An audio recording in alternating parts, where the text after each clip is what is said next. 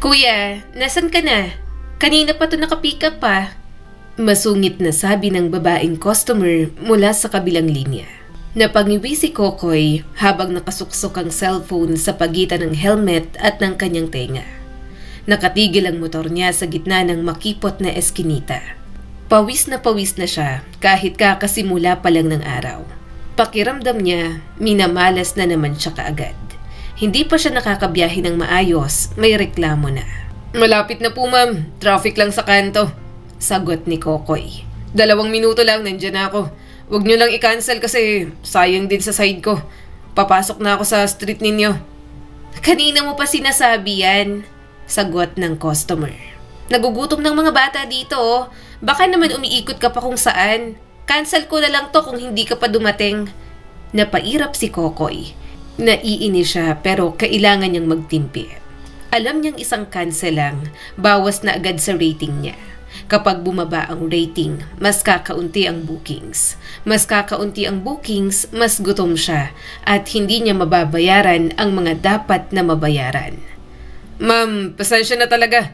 Nasa gate na po ako, sabi ni Kokoy habang tinatanaw ang paligid. May guard lang po na pinapalagbuk, sandali lang. Pinatay niya ang tawag at bumuntong hininga. Hindi pa siya nasa gate. Nasa kabilang kanto pa lang siya. Napakamot siya sa ulo at pinaandar ang motor. Iniisip niya kung paano niya na naman pagkakasyahin ang kita niya ngayong araw.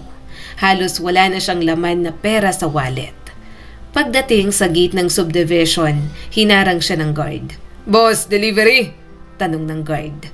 Oo kuya, sandali lang to. Pagkain lang. Sagot ni Kokoy habang binubuksan ang visor ng helmet. Pakilag muna dito, ilagay mong pangalan, oras at unit. Sabi ng gwardya. Saka iwan muna yung ID mo, protocol lang. Napabuntong hininga si Kokoy.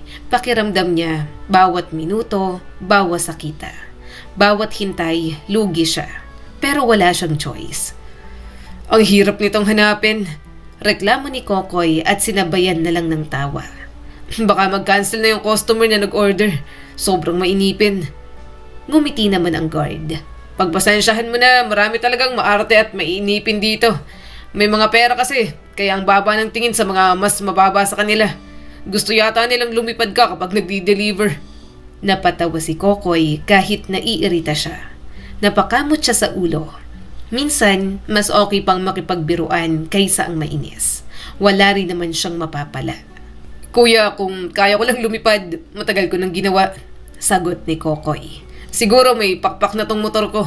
Hindi na ako aasa sa gasolina. Ang mahal na kasi ngayon. Tumango ang gwardya. Oo nga boss, narinig ko nga tataas na naman. May gera raw kasi sa ibang bansa. Damay tayo palagi.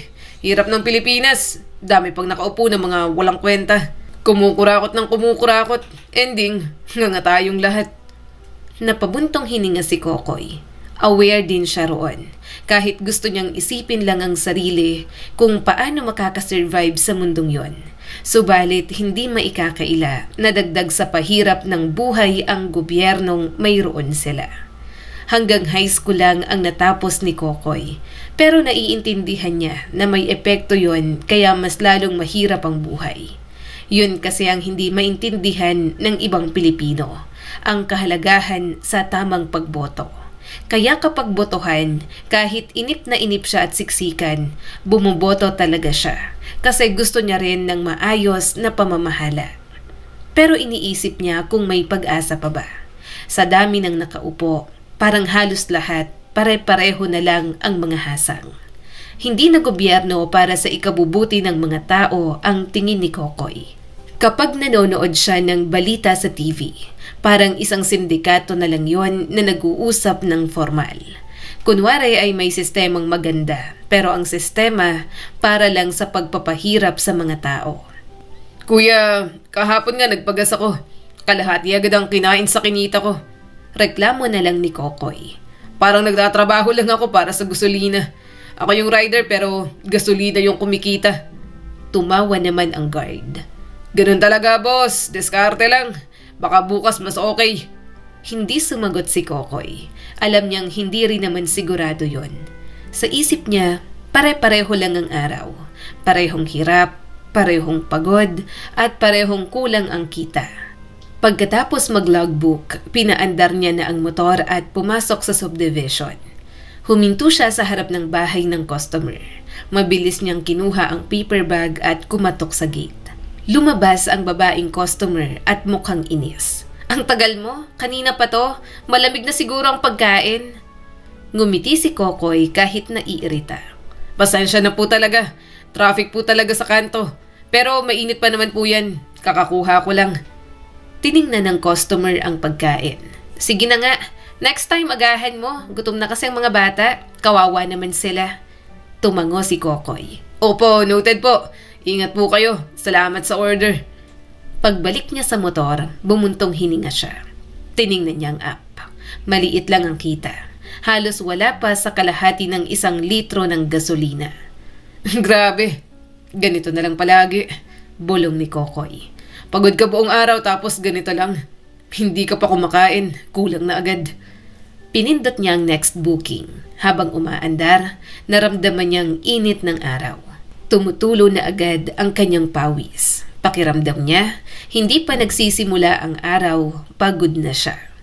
Makalipas ang ilang minuto, pumasok siya sa gas station. Huminto siya sa pump at tinanggal ang helmet. Napabuntong hininga siya habang tinitingnan ng presyo. "Boss, magkano?" tanong ng gasoline boy. 200 lang muna," sagot ni Kokoy. "Hanggang mamaya lang to, wala pa akong bawi." Tiningnan siya ng gasoline boy. "Boss, 200. Ang mahal na ngayon, baka ilang trip lang yan." Napangiti si Kokoy. "Alam ko nga eh, pero ito lang ang kaya ng budget. Mamaya na lang ulit pag may kita. Paikot-ikot lang muna." Habang nagpapagas, binilang niya ang pera sa wallet. 300 na lang ang natitira. Kailangan niya pang kumain. Kailangan pa niyang magtabi para sa renta.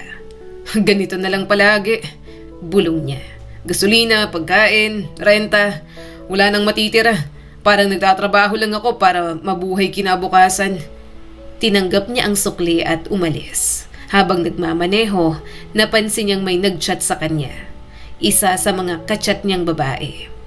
"Good morning, Pogi. Busy ka?" Basa niya. Napangiti siya. Gumaan kahit papaano ang pakiramdam ni Kokoy. Sanay na siya sa ganoong usapan. Hindi seryoso at pampalipas lang.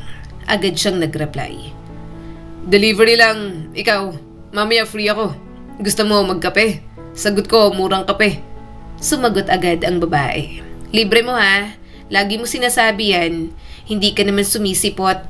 Reply ni Ana. Napangisi si Kokoy at nag-reply agad. "Sus, busy lang. Rider ako eh. Pero pag nagkita tayo, sulit. Hindi ka magsisisi." Habang nagchat-chat, nararamdaman niya ang gaan. Mas madali sa kanya ang ganoong setup. Hindi niya kailangan ng commitment o drama. Walang responsibilidad, mas maganda. Sa isip ni Kokoy, ayos na ang ganoon. Single, walang asawa, walang anak. Walang iintindihin kundi sarili. Kapag may kailangan siya, may kausap. Kapag wala, okay lang. "Hindi ko kailangan ng relasyon," bulong niya sa sarili. "Sakit lang sa ulo yan. Gastos pa. Mas okay na to, enjoy lang. Gusto niya rin naman ng ganoon." Bata pa lang, iniwan na siya ng kanyang mga magulang. Simula noon, hindi na siya naniwala sa panghabang buhay. Para sa kanya, lahat umaalis. Lahat pansamantala. Huminto siya sa stoplight. Tiningnan niya ang ibang motorista. May mag-asawa sa kotse at may batang nakasakay sa harap. Tahimik niyang pinapanood ang mga ito. "Hindi para sa akin yan," bulong niya. "Hindi ko kailangan ng pamilya. Mas okay nang mag-isa. Walang masasaktan, walang iiwan." Nag-green ang ilaw kaya pinaandar niya ang motor. Muli niyang pinindot ang app at tumanggap ng panibagong booking. Isa na namang araw. Isa na namang takbuhan. Isa na namang laban para sa maliit na kita. Pagod na pagod si Kokoy nang ihinto niya ang motor sa tapat ng inuupahan niyang maliit na kwarto. Mabigat ang balikat niya. Parang buong araw siyang binugbog ng init, usok at reklamo ng customers. Gusto na lang niyang humiga at matulog. Iniisip niya kung may matitira pa ba sa kinita niya matapos ang gastos. Habang tinatanggal niya ang helmet, napansin niyang bahagyang bukas ang pinto ng kwarto niya. Kumunot ang noo ni Kokoy. Sigurado siya na isinara niya yon kanina. Wala naman siyang kasama sa bahay. Wala ring may duplicate ng susi, maliban sa may-ari ng apartment. Dahan-dahan siyang lumapit. Narinig niya ang mahina pero tuloy-tuloy na iyak. Napahinto siya sa parang bata na tunog. Kinabahan siya bigla. Hindi niya alam kung bakit may sanggol sa loob ng kwarto niya. "Hello? May tao ba?" Tawag niya. "Sino yan? Bakit bukas ang pinto ko? Kuya, kung landlord to, pasabi naman." Mas lumakas ang iyak ng sanggol. Napalunok si Kokoy. Dahan-dahan niyang itinulak ang pinto. Pagpasok niya, nanlaki ang mata niya. May babaeng nakaupo sa kama. May hawak itong sanggol na nakabalot sa maliit na kumot. Napaatras siya ng kaunti. Nagulat siya nang makita si Trisha, ang babaeng dati niyang kalandian.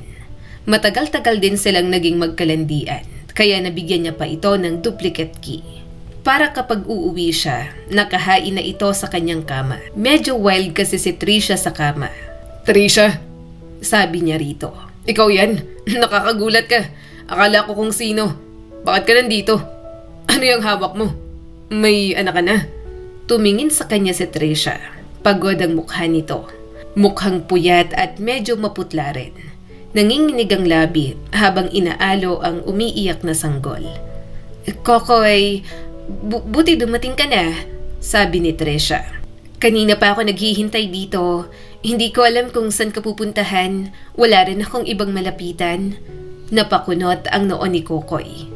Hindi siya komportable. Matagal na silang hindi nagkikita. Dating kalandian lang niya si Trisha. Walang label at hindi kailanman naging seryoso. Talagang sa kama lang ang kanilang ugnayan. Kaya nang bigla na lang itong nawala noon, hindi niya na kinwestiyon. "Anong ginagawa mo dito?" tanong niya. "Saka kanino yung bata? Bakit dito ka pa pumunta?" Huminga ng malalim si Trisha. Tiningnan niya naman ang sanggol. Mas lumakas ang iyak nito na parang gutom o naiinitan. "Kokoy, anak mo to," sabi bigla ni Trisha. Biglang nanghina ang kanyang mga tuhod. Ha?" Napakagat labi ito. "Alam kong ayaw mo ng anak, kaya nga ako biglang nawala. Hindi ko alam kung paano sasabihin. Pero ikaw talagang ama nitong anak ko. Matagal ko na sanang sinabi. Natakot lang ako noon kasi ano ba namang aasahan ko sa'yo?" Naniga si Kokoy. Parang hindi niya narinig ng tama. Umikot ang tingin niya sa kwarto. Pakiramdam niya, biglang uminit ang paligid. Hindi niya alam kung matatawa ba siya o magagalit. "Ano?" sabi pa ni Kokoy habang nakatingin sa bata. "Anak ko, sigurado ka? Trisha, huwag kang magbiro. Hindi ako natutuwa sa ganyan. Baka maling tao lang ang tinutukoy mo." Umiling si Trisha. "Ikaw lang, Kokoy. Ikaw lang naman ang lalaki ko noon. Nung nawala ako, buntis na ako. Hindi ko na sinabi kasi wala rin naman tayong usapan. Natakot din ako na itaboy mo lang ako." Napahawak si Kokoy sa ulo. Hindi niya alam ang mararamdaman. Hindi niya kailanman inisip na magkakaanak siya. Lalo na at hindi siya handa. Ayaw niya ng responsibilidad. Ayaw niya ng pamilya. Hindi pwede yan." Inilapag niya ang helmet sa lamesa. "Bigla ka nalang lalabas tapos may dala kang bata. Sasabihin mong anak ko. Paano naman ako maniniwala?" Huminga ng malalim si Trisha. "Alam kong mahirap paniwalaan. Pero wala akong dahilan magsinungaling. Wala rin akong ibang mapupuntahan. Ikaw lang ang alam kong tatay niya." Umiyak ng malakas ang sanggol. Napatingin si Kokoy. Maliit lang ito at namumulang mukha. Gumagalaw ang maliliit na kamay na para bang humihingi ng tulong. Bigla siyang nakaramdam ng kakaiba. Hindi niya maipaliwanag. "Gutom na siguro to," sambit pa ni Trisha. "Naubos ng gatas niya. Wala na rin akong pambili.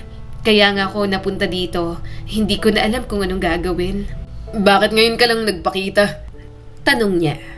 "Kung ano ko yan, dapat noon pa. Hindi yung bigla ka nalang susulpot. Anong gusto mo mangyari? Tumayo si Trisha at inilapit niya ang sanggol kay Kokoy. Hindi agad ito tinanggap ni Kokoy. Natatakot siya. Hindi pa siya nakakahawak ng sanggol sa buong buhay niya. Kokoy, kailangan ko ng tulong, saad ni Trisha.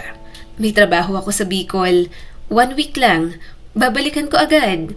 Wala akong mapag-iiwanan. Ikaw lang ang pwede. Nanlaki ang mata ni Kokoy. Ano? Iiwan mo sa akin? Trisha, hindi ako marunong mag-alaga ng bata. Rider ako. Wala akong oras.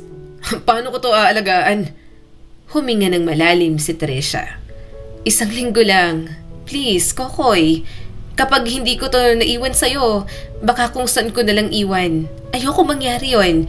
Ikaw ang tatay niya. Napatahimik si Kokoy. Hindi niya gusto ang naririnig. Pero mas ayaw niya ang ideyang iiwan ng bata sa kung saan. Hindi niya kayang isipin na may mangyayaring masama dito. Napailing si Kokoy. Hindi pwede, Trisha. Hindi ako handa. Malay ko ba naman sa pag-aalaga ng bata? Wala akong alam sa bata. Dagdag gastos pa. Paano kung may mangyari dito? Lumapit si Trisha. Inilagay nito bigla ang sanggol sa braso ni Kokoy. Nagulat naman siya at muntik nang mapasigaw. Mabilis niyang sinapo ang bata. Takot na mahulog ito. Sandali lang to, Kokoy. Pilit ni Trisha. May dala akong gata sa bag. May mga gamit niya. Nakasulat lahat doon ng mga kailangan niya. 1 week lang. Babalik ako agad. Ramdam ni Kokoy ang init ng sanggol. Maliit lang ito at mabigat sa pakiramdam niya. Hindi niya alam kung paano hahawakan. Natatakot siyang magkamali. Hinila niya ang braso ni Trisha. Teka lang. Trisha, huwag ka munang umalis. Hindi pa tayo tapos mag-usap. Hindi ko pa alam ang gagawin. Hindi mo pwedeng iwan to ng basta. Umiwas ng tingin si Trisha. Kailangan ko nang umalis. May biyahe ako. Late na rin ako. Kapag hindi ako natuloy, mawawalan ako ng trabaho. Nanlaki ang mata ni Kokoy. Ano? Ngayon ka alis? Iiwan mo na agad? Trisha, hindi ganito yon. Hindi ako papayag. Ngumiti si Trisha ng mahina. Alam kong mahirap. Pero kaya mo yan. Mukha ka lang walang pakialam pero mabait ka. Hindi mo pababayaan si Kaka. Tumalikod si Trisha at kinuha ang bag. Naglakad ito palabas ng pinto. Naniga si Kokoy habang hawak ang bata. Hindi niya alam kung hahabulin ba niya. Trisha, sandali! Tawag niya rito. Bumalik ka muna. Hindi ko pa alam ang gagawin. Hindi pa nga ako marunong humawak. At anong pangalan? Kaka? Huminto sandali si Trisha. Oo, Kaka. Palayaw ko lang sa kanya. Hindi ko pa siya mapaparehistro. Babalik ako, Kokoy. 1 linggo lang. Pakiusap, alagaan mo muna. Anak mo rin naman si Kaka. Pagkatapos noon, tuluyan na itong lumabas. Narinig ni Kokoy ang tunog ng sandals nito pababa ng hagdan. Maya-maya, wala na. Tahimik na ulit. Naiwan si Kokoy sa gitna ng kwarto. Hawak ang umiiyak na sanggol. Nanlalambot ang tuhod niya. Hindi niya alam kung ano ang gagawin. Hoy, tumigil ka muna. Bulong niya sa bata. Hindi ko alam kung paano ka patatahanin.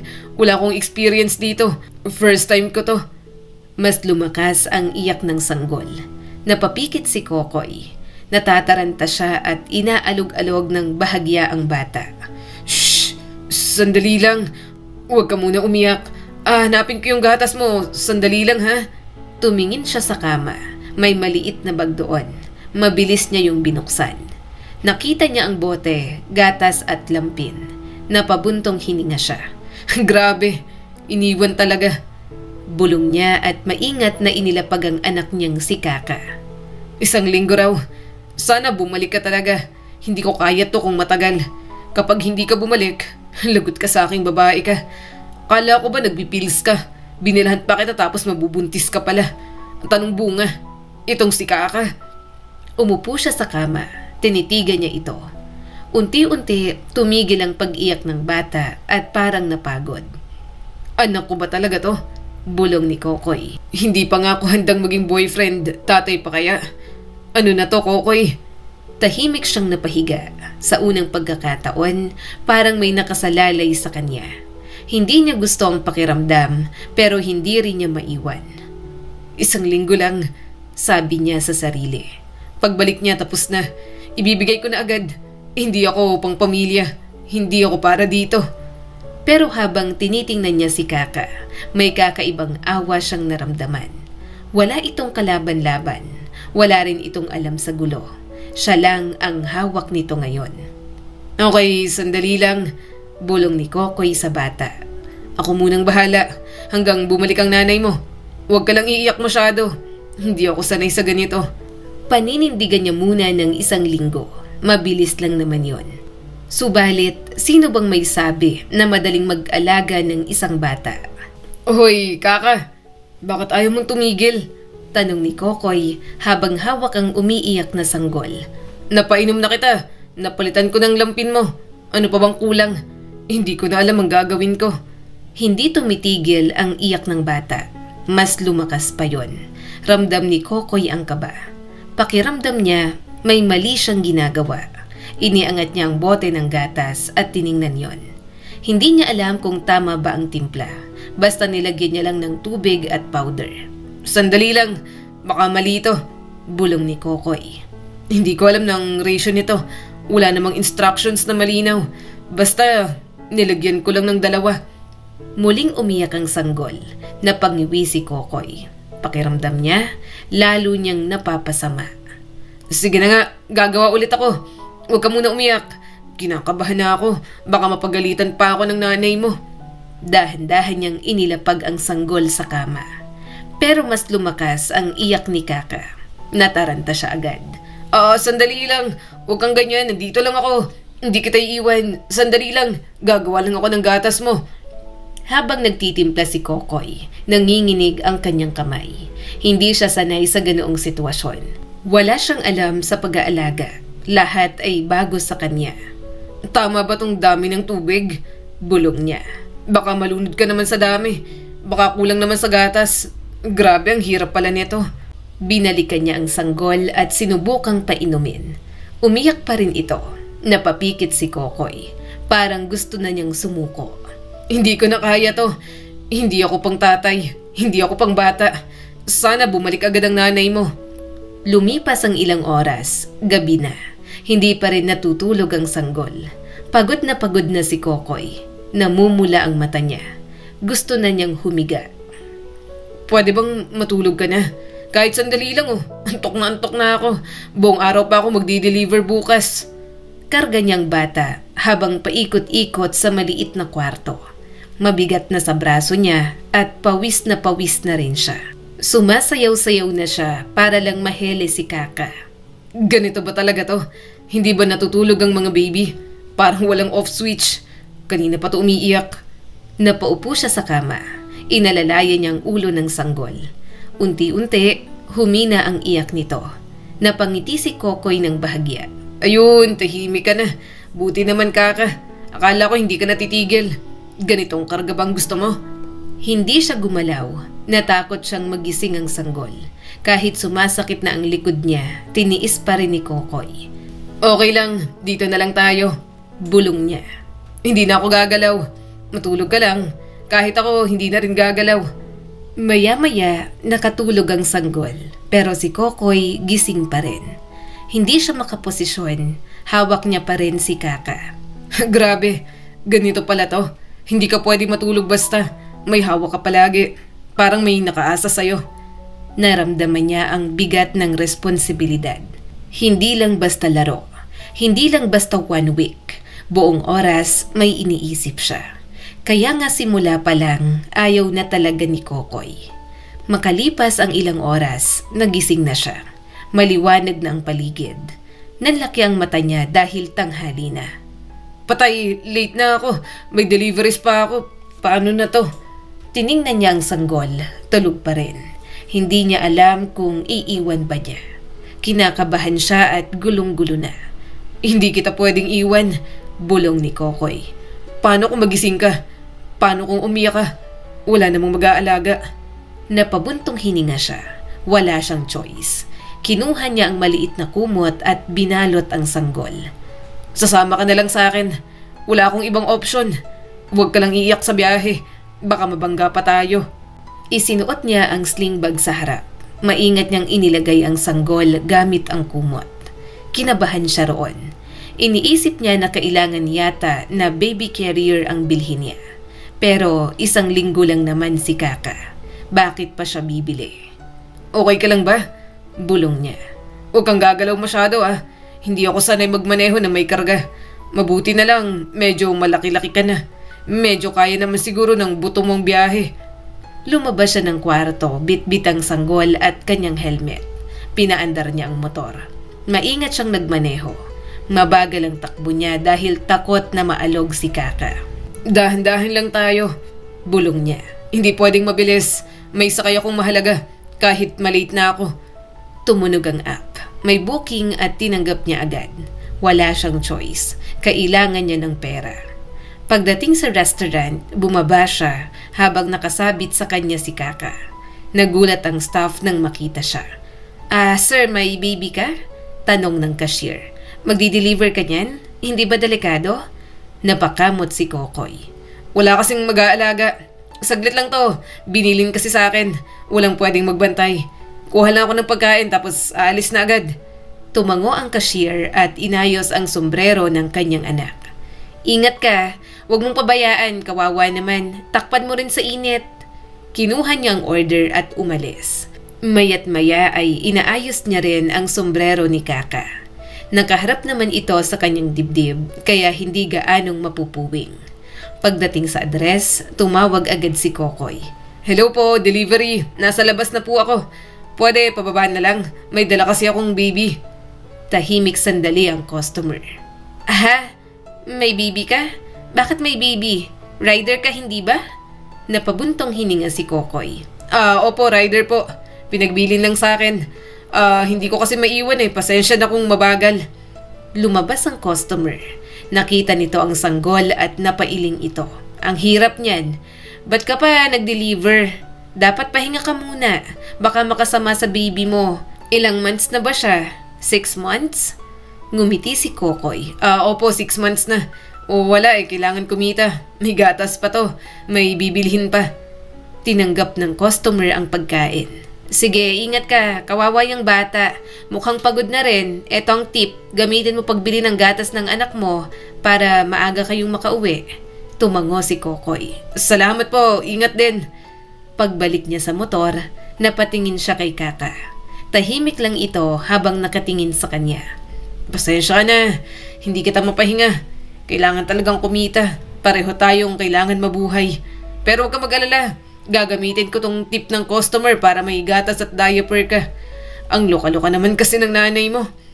Maya-maya, nang nagdesisyon siyang kumain sa parisan, tumunog ulit ang kanyang cellphone. Tinawagan niya si Trisha. Umaasa siyang sasagot ito. Sagutin mo na, bulong niya habang humihigop ng sabaw. Inilagay niya sa likod ang anak niya para hindi matapunan habang kumakain siya. Sumagot ka naman, hindi ko na alam ang ginagawa ko. Pero walang sumagot. Diretso lang sa voicemail. Napahinga siya ng malalim.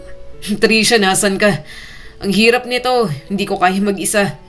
Sabi mo 1 week lang, sana totoo. Tinawagan niya ulit. Wala pa ring sagot. Mas lalo siyang kinabahan. Nang matapos kumain, inayos niya ulit si Kaka at dinala sa kanyang dibdib. Tiningnan niya ito ng mabuti. Tahimik lang ito at walang alam sa iniisip niya. Okay lang, sabi niya sa bata. Ako munang bahala. Kahit mahirap, hindi kita pababayaan. Kahit hindi ako handa, syempre, bata ka lang. Alangan namang pabayaan kita. Hindi na niya alam ang gagawin. Lagpas 1 linggo na. Hindi niya rin makontak si Trisha. Hindi naman pwedeng palagi niyang dalhin sa biyahe ang bata. Baka magkasakit na si Kaka. Mabuti na lang at isang tao ang darating para alalayan siya. Hoy, Kokoy! Ikaw ba yan? Tawag ng kapitbahay niyang si Jonah mula sa sari-sari store nito.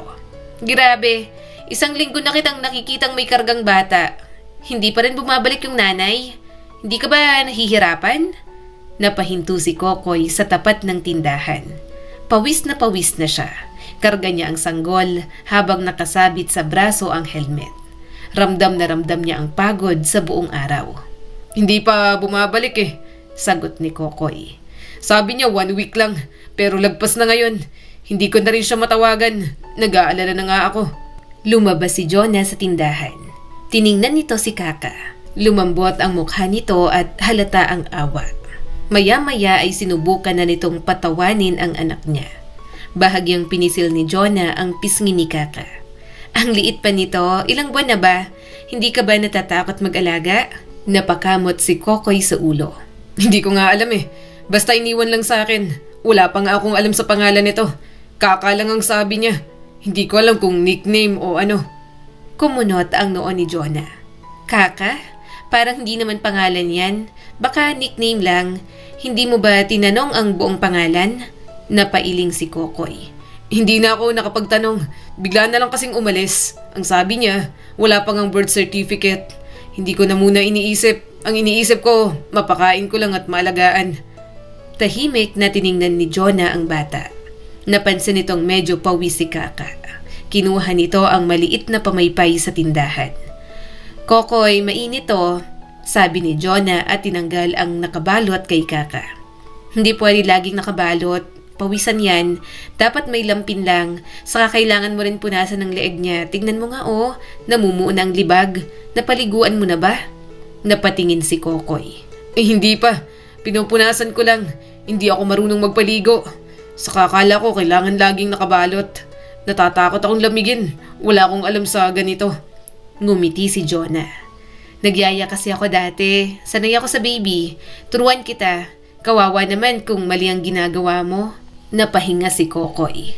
Parang gumaan ang pakiramdam niya. May tutulong sa kanya. Hindi na siya mag-isa. Tumango agad si Kokoy. Sige, turuan mo nga ako. Nahihirapan na rin kasi talaga ako. Minsan hindi ko alam kung bakit umiiyak. Hulaan palagi. Kinuha ni Jonah ang bata. Maingat nitong inayos ang pagkakakarga. Napansin ni Kokoy kung gaano kasanay ang dalaga. Ganito mo hawakan Turo ni Jonah sa kanya. Support mo ang ulo, huwag mo bastang bit-bit lang, delikado yan. Kahit pa medyo malaki na yan, mas magandang dito sa ulo. Saka dito sa likod kasi kaya niya nang lumiyad. Saka kausapin mo rin, nakikinig yan kahit baby. Tumango si Kokoy. Grabe, ang dami palang kailangan. Akala ko basta pakain lang tapos patulog, hindi pala ganun kasimple. Ngumiti si Jonah. Hindi talaga. Minsan gutom, minsan kabag, minsan gusto lang ng karga. Kailangan mong matutunan bawat iyak kung ano ang kailangan nila. Napatingin si Kokoy sa bata. Tahimik lang ito habang hawak ni Jonah. Parang komportable na agad. Sa akin kasi, umiiyak palagi, sabi niya. Sa'yo, tahimik. Baka ayaw niya sa akin. Hindi kasi ako marunong. Umiling si Jonah. Hindi yan, nasanay lang. Masasanay din yan sa'yo. Ikaw na nga ang kasama niya araw-araw. Napatahimik si Kokoy. Naisip niya ang nakaraang linggo. Halos hindi siya natulog. Puro siya alaga at kaba na baka mali ang magawa niya. 1 linggo na pala, bulong niya. Hindi ko napansin, parang ang bilis. Pero pagod na pagod ako. Tumingin sa kanya si Jonah. Hindi ka ba natatakot? Paano kung hindi na bumalik ang nanay niyan? Ikaw nang bahala dito. Napabuntong hininga si Kokoy. Hindi niya alam ang sagot. Hindi niya rin gustong isipin. Huwag mo munang isipin. Baka bumalik pa. Sabi niya babalik siya. Hihintayin ko muna. Saad niya sabay tingin kay Kaka. Tumango si Jonah. Sige, pero habang nandito siya, alagaan mo. Anak mo pala to? Hindi sumagot si Kokoy. Tumama sa kanya ang salitang yon. Anak, hindi pa rin siya sanay na marinig. Makalipas ang ilang araw, nasanay si Kokoy dumaan sa tindahan ni Jonah. Minsan, iniiwan niya sandali ang bata kapag may delivery. Jonah, pwedeng pakibantayan mo muna. Pakiusap ni Kokoy. May long trip kasi ako. Hindi ko kayang dalhin. Saglit lang to. Ang init kasi. Baka mapano pa siya. Tumango si Jonah. Sige, iwan mo na lang. Ako nang bahala. Napangiti si Kokoy. Salamat, malaking tulong to. Kung wala ka, hindi ko alam kung anong gagawin. Habang umaalis si Kokoy, naiwan ang bata kay Jonah. Medyo kinakabahan siya. First time niyang iwan pero may tiwala naman siyang babantayan ni Jonah ang kanyang anak. Okay lang yan, bulong niya sa sarili. Sandali lang, kailangan ko rin kumita para sa gatas niya. Makalipas ang ilang araw, napansin niyang mas kalmado na siya. Hindi na siya agad nagpapanik. Natutunan niya na rin magpalit ng damit, magpaligo at maglinis ng dumi ng kanyang anak. Jonah, tama ba to? Tanong niya. Ganito ko nilalagay, hindi ba masikip? Natatakot ako, baka masaktan. Tiningnan ni Jonah ang ginagawa niya. Ayos lang, wag lang sobrang higpit. Saka palitan mo agad kapag basa. Sensitive pang balat ng mga baby, madaling magkaroon ng rashes. Nakikita ko na natututo ka na. Mas maingat ka na, hindi ka na kinakabahan masyado. Napangiti na lang si Kokoy. Wala naman siyang choice. Siya ang ama ng bata. Hindi naman pwedeng iasa niyang lahat kay Jonah. Malaki na nga ang abala na kanyang nagagawa. Isang araw, dinala ni Kokoy ang bata sa health center. Medyo kinakabahan siya. First time niyang gawin yon. Sinabihan kasi siya ni Jonah nang sa gayon matingnan ng anak niya at maturukan ng mga pwedeng iturok para iwas sa sakit. Sir, pangalan ng bata? Tanong ng nurse. Kaka po, sabi niya. Iyon lang ang alam ko. Hindi ko alam ang full name. Napatingin ang nurse. Hindi pwede yan. Kailangan buong pangalan. Para sa record, ilagay mo muna kahit temporary. Napaisip si Kokoy. Naalala niya si Trisha. Di maano ang apelido nito. Hindi niya alam kung bakit, pero yon ang naisip niya. Bianca Jane Di Maano, sabi niya. Iyan na lang muna para may pangalan siya. Tumango ang nurse. Sige, ilalagay ko. Ilang buwan na ba siya? May check-up na ba dati? Umiling si Kokoy. 6 months na siya, hindi ko alam. Bigla lang iniwan sa akin. Ngayon ko lang dinala. Gusto ko lang masiguradong okay siya. Pagkatapos ng check-up, lumabas si Kokoy. Hawak niya si Kaka na tahimik lang. Pakiramdam niya, mas totoo na tatay na talaga siya. Bianca Jane, bulong niya. Ayos palang pangalan, hindi Kaka lang. May pangalan ka na. Napangiti siya ng mahina, parang may kakaibang saya. Hindi niya inaasahan na siya pa ang magpapangalan ng maayos kay Kaka. Habang pauwi, biglang umiyak ang bata. Nataranta siya sandali, pero hindi na siya tulad ng dati. Sandali lang, alam ko na to, baka gutom ka. Huwag ka munang umiyak. Umupo siya sa bangko, tinimpla niya ang gatas. Maingat niyang pinainom at unti-unting tumigil ang iyak nito. Ngayon, tahimik na, bulong ni Kokoy. Tinitigan niya ang bata, nakatingin ito sa kanya. Maliit ang mga mata at tahimik lang. Ganito palang pakiramdam, bulong ni Kokoy. Napatahan kita, hindi ka na umiiyak. Parang may nagawa ako. Naramdaman niya ang kakaibang init sa dibdib. Hindi niya maipaliwanag. Hindi na yon tulad ng dati. Napakamot siya sa ulo. Sige na nga, ako munang bahala sa'yo, Kaka. Kahit hindi ako sanay, susubukan ko. Tahimik lang ang bata habang nakahawak sa daliri niya. Napangiti si Kokoy. Sa unang pagkakataon, naramdaman niyang parang may umaasa at tumatawag sa kanya. Ganito ba ang pakiramdam ng isang tatay? Nakakatakot pero parang masaya rin. Hindi niya inaasahan ang responsibilidad na yon. Subalit ginagampanan niya na lang kasi naroon na. Hindi siya marunong magmahal dahil bata pa lang. Pinagkaitan na siya ng pamilya. Subalit bahala na lang talaga. Yon ang palaging sinasabi ni Kokoy sa kanyang sarili. Magkano na to, ate? Tanong ni Kokoy habang hawak ang maliit na kahon ng gatas. Parang mas mahal yata kaysa last week. Hindi ba to yung dati kong binibili? Bakit parang tumaas na naman? Tumingin ang tindera sa barcode. Tumaas ulit, sir eh. Halos lahat nagmahal. May supply issue daw. Saka mahal na rin ang transport dahil sa gasolina. Napabuntong hininga si Kokoy. Tiningnan niya ang wallet. Puro barya na lang. Pakiramdam niya, unti-unting nauubos ang lahat. Ate, may mas mura ba? Tanong ni Kokoy. Umiling ang tendera. Eto nang pinakamura. Lahat halos pare-pareho ng presyo. Kahit diaper tumaas din. Wala na halos mura ngayon. Napakamot si Kokoy sa ulo. Tiningnan niya si Kaka na nasa sling. Tahimik lang ito at walang alam sa problema ng tatay nito. Sige na nga, sabi ni Kokoy. Eto na lang, kailangan niya eh. Kahit ako na lang ang hindi kumain mamaya. Baka umutang na lang ako kay Jonas tindahan niya. Hiyang kasi tong gatas mo sa'yo. Kapag ibang brand, nagtatay ka naman. Habang naglalakad palabas, ramdam niya ang bigat ng bulsa. Parang bawat hakbang may bawas sa kinabukasan niya. Hindi lang siya ang iniisip niya ngayon, may Kaka na siya na kailangang gawing priority. Pagdating niya sa bahay, binuksan niyang TV habang nag-aasikaso. Iniwan niya muna sa biniling kuna ang kanyang anak. Patuloy ang tensyon sa pagitan ng Iran at United States, sabi ng news anchor. Dahil sa gyera, tumataas ang presyo ng langis sa buong mundo. Idineklara rin ang National State of Emergency sa Pilipinas dahil sa fuel crisis. Napakunot ang noo ni Kokoy. Hindi niya masyadong naiintindihan ang politika, pero ramdam niya ang epekto. Pataas ng pataas ang gasolina, sabi niya sa kanyang anak. Damay na naman tayo, kahit malayo, tayo pa rin ang apektado. Muling nagsalita ang anchor.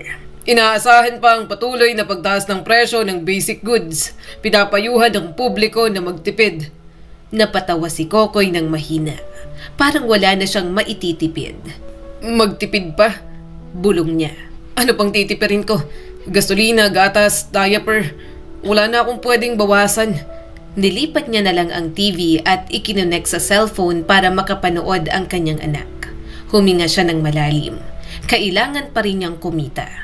Kinagabihan, nagbilang siya ng pera sa maliit na kwarto. Nakalatag sa kama ang kanyang pera. Tahimik naman si Kaka sa tabi niya. 1, 2, 3, bulong niya. 300, kulang pa sa gas. May bibilhin pa akong diaper. Napahawak siya sa ulo. Hindi niya alam kung paano pagkakasyahin. Hindi na sumasapat ang kita niya. Ganito na lang palagi. Kikita ako tapos ubos agad. Parang walang natitira. Hindi na kaya ng araw lang. Tumingin siya sa labas. Madilim na. Delikadong mag-deliver sa gabi pero wala siyang choice. Kailangan kong lumabas. Bulong niya at napatingin kay Kaka na gising pa rin. Kahit gabi, kung hindi, wala tayong gatas bukas. Kinuha niya ang jacket. Maingat niyang binuhat si Kaka. Sandali lang, dadalhin na muna kita kay Jonah. Babalik ako agad. Kailangan kong kumita. Mabuti ay gising pa si Jonah. Nang maiwan niya ang bata, lumabas siya sa kalsada. Tumunog ang app. May booking kaya tinanggap niya agad. Kahit malayo ay pinatos niya na. Biglang may sasakyang mabilis na lumiko sa harap niya. Napapreno siya bigla. Muntik na siyang sumalpok. Hoy! Sigaw ni Kokoy. Di ka ba marunong tumingin? May tao sa harap mo. Muntik na ako. Nanginginig ang kamay niya. Ramdam niya ang tibok ng puso. Hindi siya ganoon dati. Hindi siya natatakot. Pero ngayon, iniisip niyang kailangan niyang makauwi. Kasi kawawa naman si Kaka kung may mangyaring masama sa kanya. Grabe, bulong niya. Muntik na ako. Kung nabangga ako, paano ng anak ko? Wala siyang kasama. Napahinga siya ng malalim. Ngayon lang siya nakaramdam ng ganoong takot. Hindi para sa sarili, kundi para sa batang maiiwan. Kailangan kong mag-ingat, sabi ni Kokoy sa sarili. Hindi na pwedeng pabaya. Hindi na ako mag-isa. May umaasa na. Tinuloy niya ang delivery. Mabagal lang siyang magmaneho. Kahit bumaba ang rating, wala siyang pakialam. Nang tingnan niyang bahay, napagtanto niyang doon siya madalas mag-deliver. Ikaw pala, nasaan ang baby mo? Tanong nito. Gabi na, dapat nagpapahinga ka na. Ngumiti si Kokoy ng mahina. Iniwan ko muna sa kapitbahay ang anak ko. Kailangan kumita, ma'am. Wala na kasing budget. Gatas pa lang mahal na. Diaper pa. Tumango ang customer. Mahirap talaga ngayon, lahat apektado. Ingat ka, huwag ka masyadong magpagod. Tinanggap ni Kokoy ang bayad at bumalik sa motor. Napahinga siya ng malalim. Napapagod na talaga siya, pero kukulangin kung hindi siya magdodoble kayod.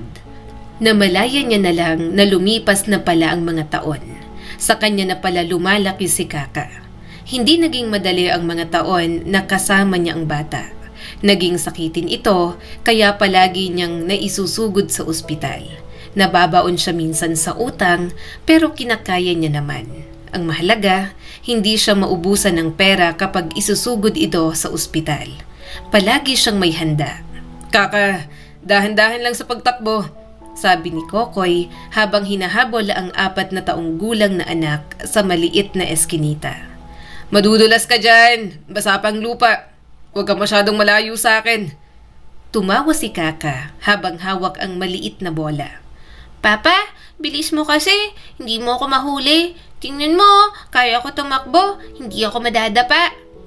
Hindi napigilang mapangiti ni Kokoy. Ilang taon na rin ang lumipas. Hindi na niya napansin kung kailan siya nasanay na may tumatawag sa kanya ng papa. Ang kulit mo na talaga, sabi ni Kokoy at agad hinawakan ang kamay nito. Dati karga lang kita. Ngayon ikaw pang humahabol sa akin. Parang kailan lang baby ka pa. Tumigil si Kaka at lumapit sa kanya. Tawa ito ng tawa habang tinitingnan ang pagmumukha niya. Papa, gutom na ako, sabi ni Kaka. Pwede chicken? Gusto ko chicken, yung crunchy. Napatawa si Kokoy. Chicken na naman. Kahapon chicken din. Ako naman ang kumakain ng balat. Hindi pwedeng puro ganon. Kakain ka rin ng gulay para lumakas ka. Alam mo naman na kailangan mas maraming masusustansyang pagkain ha. Gulay dapat. Umiling si Kaka at napanguso. Ayoko ng gulay. Mapait. Gusto ko lang chicken saka buko juice. Napabuntong hininga si Kokoy. Pero hindi rin siya nakatiis. Lagi silang ganoong mag-ama. Kaunting pakiusap, bibigay din siya. Hindi niya kayang tiisin ang request ng kanyang cute na anak. Sige na nga, sabi ni Kokoy. Pero kakain ka rin ng prutas mamaya ha. Hindi pwedeng puro fried. Gusto ko healthy ka palagi. Alam mo naman na natatakot ako kapag palagi kang nasa ospital. Ang sakitin mo pa naman kaya dapat tulungan mo si Papa na alagaan mo ang sarili mo. Tumango si Kaka. Promise, Papa, kakain po ako ng apple. Basta may chicken at sayo yung balat. Habang naglalakad sila pa uwi, napaisip si Kokoy. Hindi na bumalik si Tresha. Ilang taon na rin. Wala man lang balita. Kaya tinanggap na niya na hindi na ito babalik. Maya-maya'y nakauwi na rin sila. Nagluto si Jonah at binigyan sila ng ulam. Kaya yun na lang ang kanilang kinain. Alam naman ni Jonah ang mga bawal kay Kaka. Kaya tiwala siya sa niluto nito. Papa, ano to? Tanong ni Kaka habang hawak ang broccoli. Mukhang puno. Kakainin ko ba to? Napangiti si Kokoy. Oo, kakainin mo. Healthy yan. Para hindi ka magkasakit ulit. Ayokong ma-ospital ka. Kinain yun ni Kaka. Malikot pa ang mga paa nito habang nakaupo sa mataas na bangko. Habang kumakain, tinanong niya kung ano ang mga ginawa nito sa school. Nasa nursery na kasi ito, kaya marami na ring nakakasalamuha. Nang sumapit ang gabi, naghanda na silang matulog. Hindi sila magkatabing matulog. Bumili siya ng foam para sa bata at si Kokoy naman sa kama. Nahuhulog kasi ang kanyang anak kapag nasa kama. Babae si Kaka at sinasanay niyang matulog sa higaan ng mag-isa. Pero katulad dati, pinapatulog niya pa dahil nasanay na sa kanya. Papa, sabi ni Kaka. Nasaan mama ko? May mama ba ako? Bakit wala siya dito? Nanigas si Kokoy. Hindi siya handa. Hindi niya alam kung ano ang sasabihin. Natatakot siyang sumama ang loob ni Kaka kapag sinabi niya ang totoo. Mama mo? Ulit ni Kokoy at medyo natawa. Busy lang siya. May trabaho. Malayo kasi. Tumingin si Kaka sa kanya. Bakit hindi siya umuwi? Gusto ko siyang makita. May mama yung kaklase ko. Ako wala. Ikaw lang saka si Tita Jonah. Nasaktan si Kokoy para sa bata. Parang may tumusok sa dibdib niya. Hindi niya kayang makitang malungkot si Kaka. O mas matindi ay sumama ang loob nito. Yun ang isang bagay na kanyang iniiwasan. Inayos niya ang buhok ni Kaka. Babalik naman siya. Hindi lang ngayon pero iniisip ka niya. Mahal ka ng mama mo. Napangiti agad ang bata. Talaga po? May message po ba siya? Gusto ko pong marinig ang boses niya. Sabihin mo po, tumawag siya, Papa. Medyo nataranta si Kokoy. Hindi niya alam ang gagawin. Napaisip siya sandali. Paano niya naman yun gagawin? Wala na nga siyang contact kay Trisha. Napabuntong hininga siya. Sige, bukas. Sasabihin ko na mag-voice message siya. Kapag pinadala niya sa akin, papakinggan natin. Kaya kinabukasan, yun na nga ang kanyang ginawa. Gumawa siya ng peking account ni Trisha.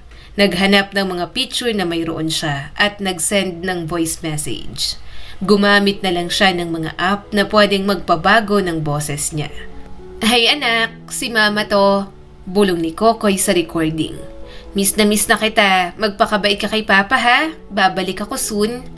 Nang matapos yon, bumalik siya kay Kaka. Pinatugtog niya at tahimik na nakinig ang bata. "Papa, mama ko po yan?" tanong ni Kaka habang matamis na nakangiti. "Ang ganda po ng boses niya, miss ko na po siya papa." Tumango si Kokoy kahit na medyo may kirot. "Oo, mama mo yan. Lagi kanyang iniisip." Tumawa si Kaka at pinindot ang recording. "Mama, masaya po ako mama. I love you mama. Hintayin po kita." Nakita ni Kokoy ang ngiti ng bata. Gumaan ang pakiramdam niya kahit alam niyang mali. Pero para sa kanya, yon ang mas makakabuti. Kinagabihan, kinausap siya ni Jonah. "Kokoy, hindi tama yung ginagawa mo. Hindi ka dapat nagsisinungaling. Bata yan, mas masasaktan yan. Pinapaasa mo lang si Kaka. Paano kung hindi bumalik ang mama niya?" Napabuntong hininga si Kokoy. "Alam ko pero nakita mo naman. Sumasaya siya.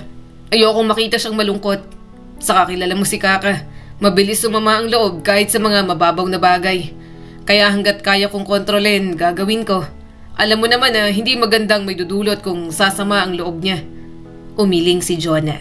"Pero paano kapag nalaman niya? Mas mahirap yan. Mas lalong masasaktan ng anak mo." Tumingin si Kokoy sa labas. "Mas mahalaga sa akin ngayon na masaya si Kaka, Jonah. Ayokong lumaki siyang may sama ng loob sa nanay niya na kung bumalik, baka masumbatan niya pa sa galit. Kahit ako na lang ang magsinungaling." Pinoprotektahan niya lang ang damdamin ng kanyang anak. Ayaw niyang magtanim ng sama ng loob si Kaka. Hindi yun makabubuti para sa bata. Nagdaan pa ang 3 taon. Kapag nakikita niyang nadadagdagan ang edad ni Kaka, parang nalulungkot siya. Tila hinihila ang oras at gusto na agad lumaki ng kanyang anak. "Papa, gising na!" bulong ni Kaka habang marahang hinahawakan ang pisngi ni Kokoy. "Late na tayo. May flag ceremony po ako. Sabi ni teacher, bawal ang malate." Dahan-dahang dumilat si Kokoy. Nakita niyang mukha ng 7 taong gulang na anak. Nakangiti ito at nakasuot na ng uniform. Maayos na rin ang buhok. "Ang aga mo naman," sabi niya habang inaabot ang kamay ng bata. "Ikaw pang nanggigising sa akin. San ka nagpaipit ng buhok?"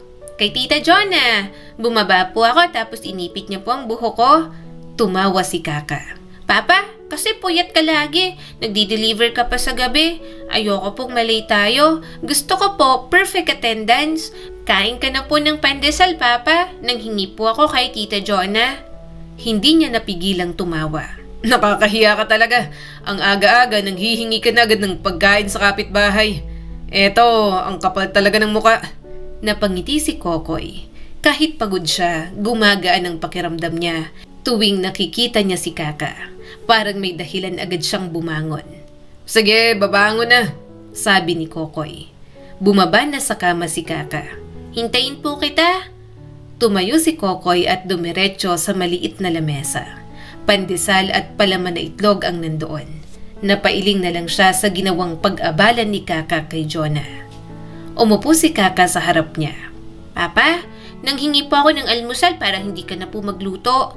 Pagod ka naman po kasi palagi. Lagi ka kasi nagtatrabaho. Gusto ko po na ako naman ang may gawin para sa'yo, Papa." Napatahimik si Kokoy. Naramdaman niya ang init sa dibdib. Hindi niya inaasahan na marinig yon sa 7 taong gulang na anak. "Salamat anak," sambit ni Kokoy. "Pero trabaho ko na alagaan ka. Hindi mo kailangan mag-alala. Basta mag-aral ka lang ng mabuti." Tumango si Kaka at pinaglapat pa ang mga kamay nila.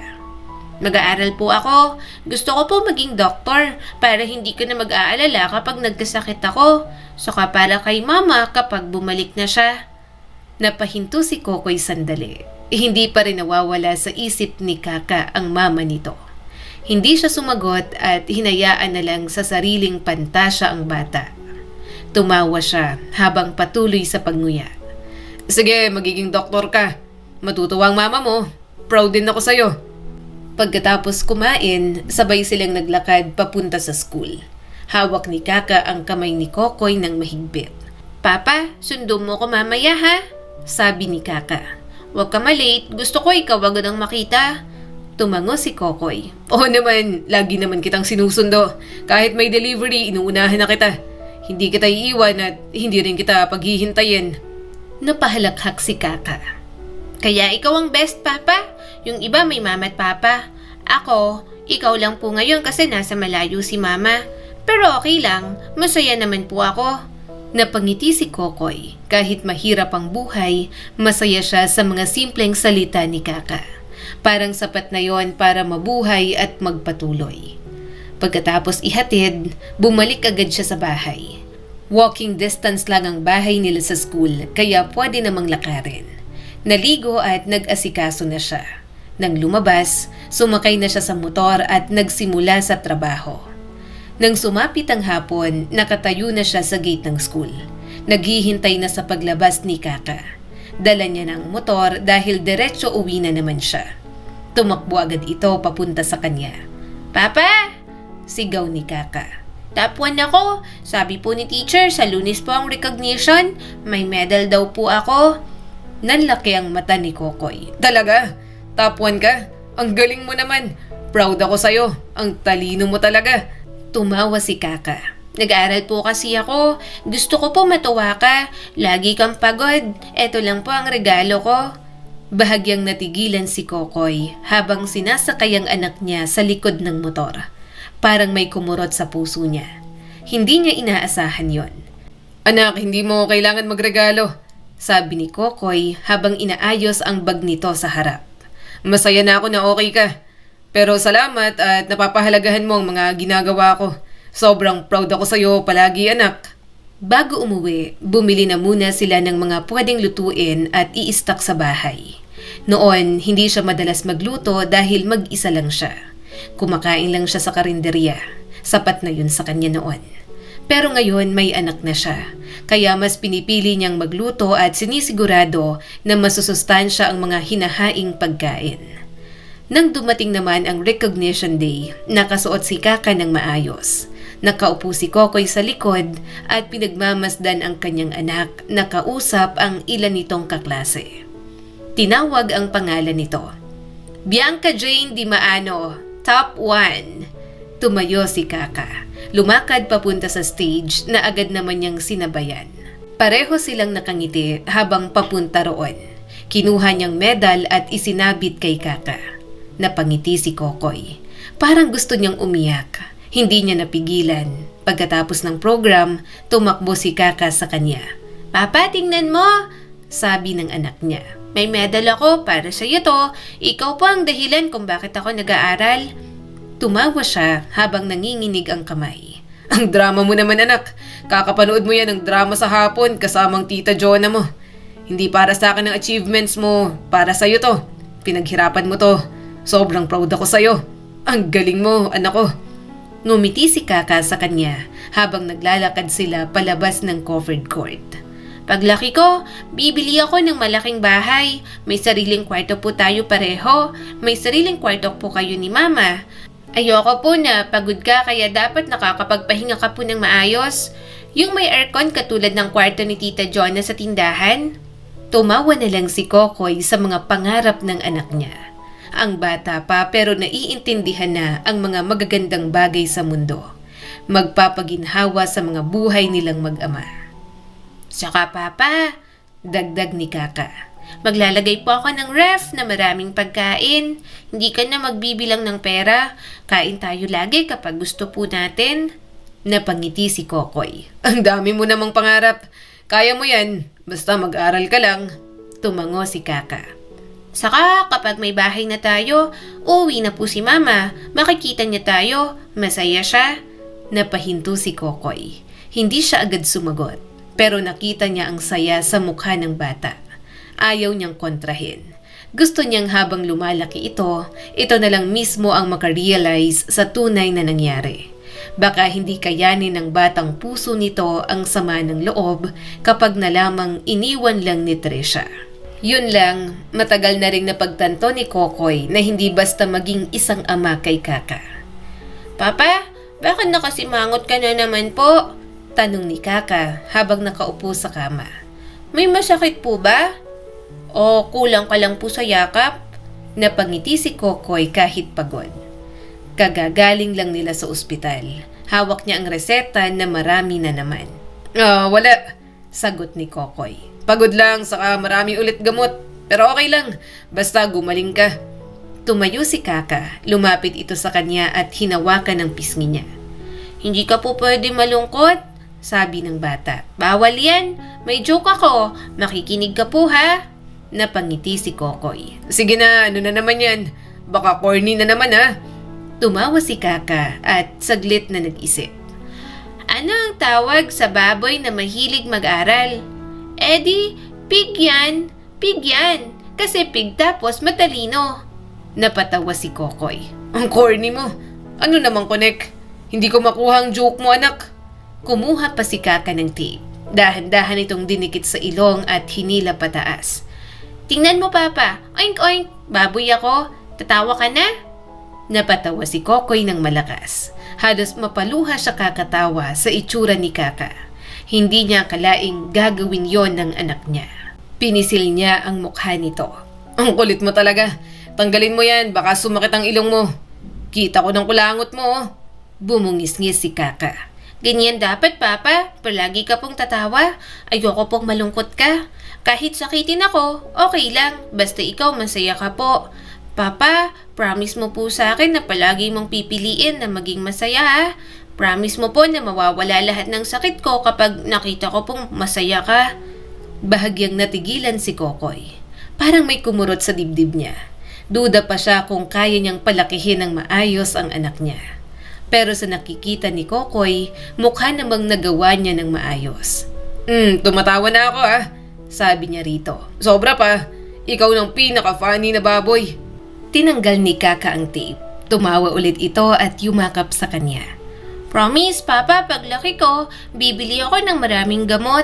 Hindi ka na mag-aalala. Aalagaan ko po palagi ang sarili ko para hindi ka na po nalulungkot. Hinaplos ni Kokoy ang buhok nito. Hindi siya nakapagsalita agad. Hindi alam ng kanyang anak kung paano nito napapagaan ang bawat araw niya. Kahit sa mga simpleng salita, parang magiging okay ulit ang lahat. Kinagabihan, pagkatapos nilang kumain, nakaupo siya sa mesa. Binibilang niya ang pera na kukulangin na naman. Kulang pa, bulong ni Kokoy. Naibili ko na ng gamot yung iba. Hindi pa ako nakakabayad sa upa ng bahay at ng mga bills. Maya-maya ay lumapit si Kaka. May hawak itong baboy na alkansya. Papa, kunin mo to. Ipon ko po ito para sa'yo. Umiling si Kokoy. Hindi pwede. Para yan sa'yo. Hindi ko kukunin. Pinilit ni Kaka sa kanya ang maliit nitong ipon. Para po sa atin, Papa. Ikaw naman po palagi ang nagbibigay sa akin ng baon. Palagi po ako may pagkain, kaya hindi po ako bumibili. Kaya sa inyo na lang po. Napangiti si Kokoy. Tinanggap niya yon at nagalak ang puso sa kabaitan ni Kaka. Kinabukasan, umuulan ng malakas. Nakasuot siya ng kapote pero may delivery pa rin. Papa, wag ka na po umalis, sabi ni Kaka. Malakas ang ulan, delikado po. Lumuhod si Kokoy sa harap nito. Kailangan Bibili tayo ng gamot mo. Babalik ako agad. Iiwan muna kita kay Tita Joanna mo. Nalungkot naman si Kaka at yumakap sa kanya. Mag-ingat ka po, Papa. Ngumiti si Kokoy. Promise. Mag-iingat ako. Umalis siya kahit madulas ang kalsada. Kailangan niyang kumayod. Hindi siya pwedeng tumigil. Nagpatuloy ang kanyang trabaho. Pero sa isang kanto, biglang dumulas ang gulong. Sumemplang ang motor at tumilapon siya sa gilid. Aray! Bulong ni Kokoy nang kumirot ang tuhod niya. May sugat siya sa braso at dumudugo. Huminga siya ng malalim. Gusto niyang magpa-check pero naalala niyang may i-deliver pa siya. Nakahinga ng maluwag si Kokoy nang hindi naman yun natapon.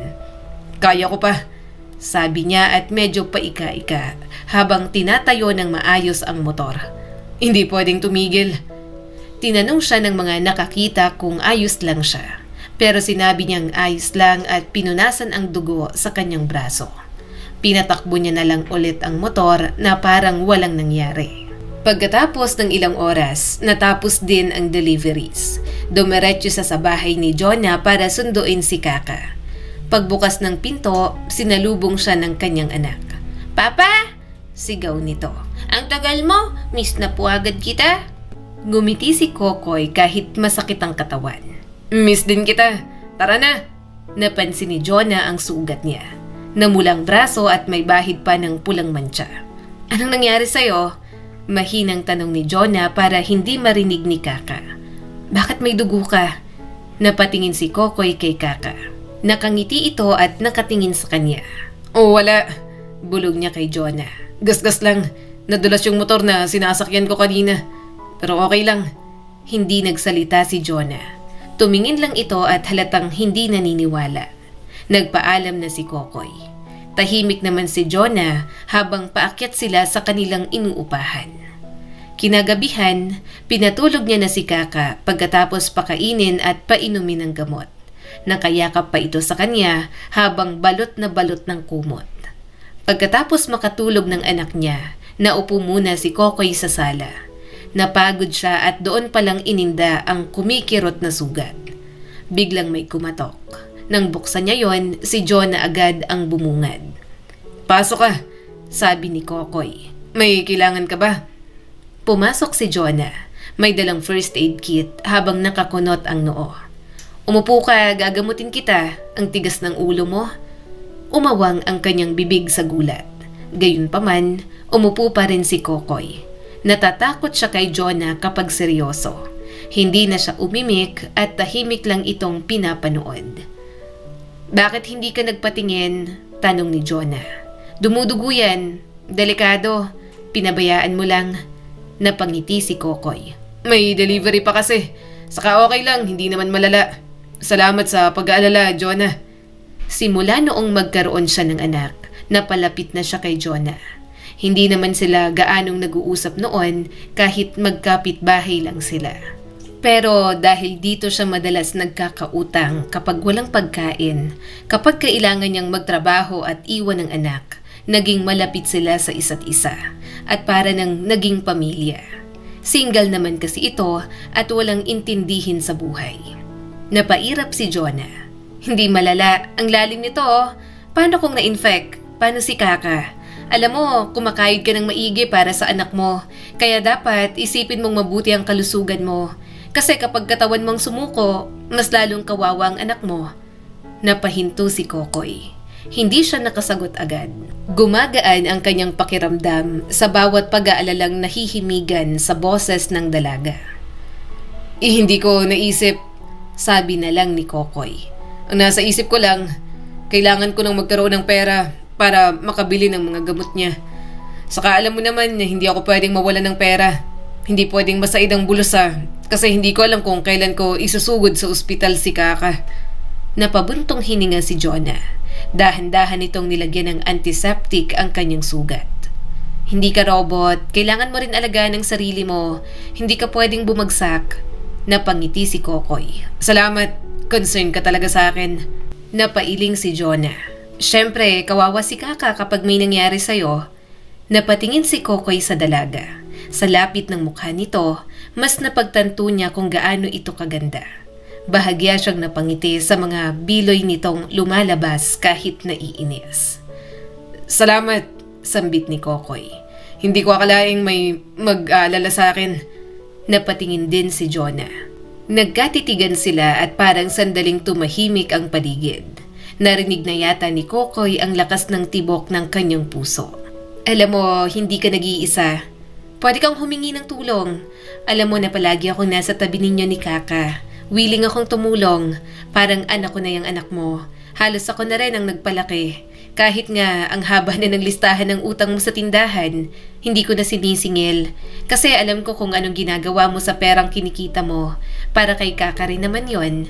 Malumanay na sabi ni Jonah. Napangiti si Kokoy. Sanay na ako mag-isa.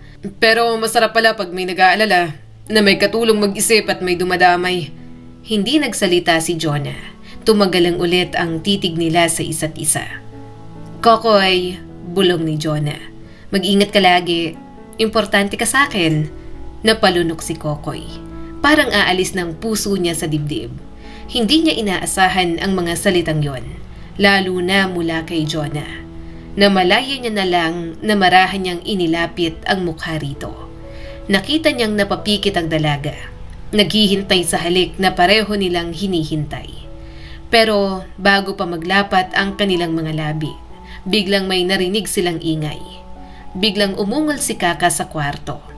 Papa? Agad silang napaatras. Parehong nailang at nanahimik sandali. Tulog na ang anak ko. Nauutal na sabi ni Kokoy. Nagising lang siguro. Tumango si Jonah at biglang tumayo. Oo. Siguro. Sige, uwi na ako. Ingat ka, wag mong pabayaan ang sugat mo. Tumango si Kokoy at napatayo rin. Salamat sa lahat. Nagkatitigan ulit sila ng ilang segundo.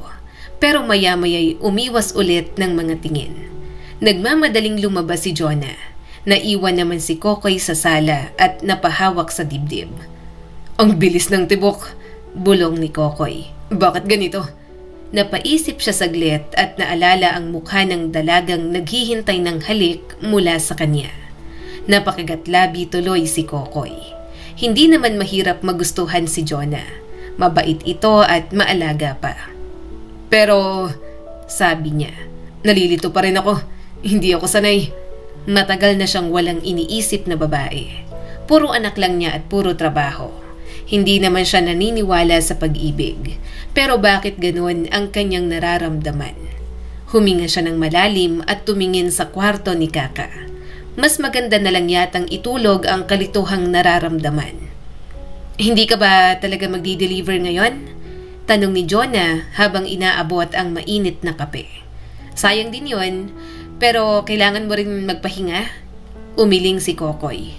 Umupo siya sa monoblock chair sa harap ng maliit na tindahan. Tahimik ang umaga. Wala si Kaka at kahahatid niya lang. Nasa M-Top class kasi ito. Coding ko kasi, sagot niya. Saka gusto ko rin magpahinga. Minsan lang ako umupo ng ganito.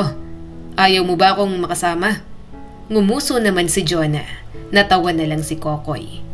Simula ng muntik ng maglapat ang kanilang mga labi, may iba na siyang pakiramdam.